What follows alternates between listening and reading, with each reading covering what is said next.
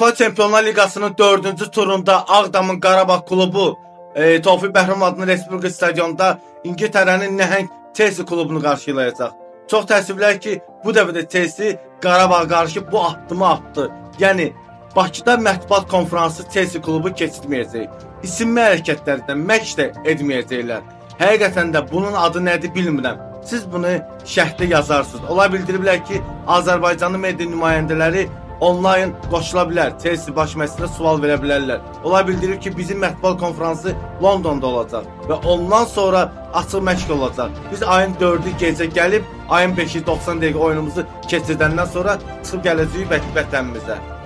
Bilmirəm. Siz bilirsiniz, mənə gəlir ki, Qarabağa o yuxarıdan aşağı baxır. Yox, həqiqətən də yol yorğunluğuna görə bu addımı atırlar. Onu bilmirəm. Uca Rəbbimiz inşallah Qarabağ klubunun, Qarabağ azərkeşlərinin və Qarabağ klubunun sükanı arxasında olan Qurban Qurbanovun yanında olar. Biz onların o addımına gözəl bir cavab verərdik 90 dəqiqənin sonunda inşallah.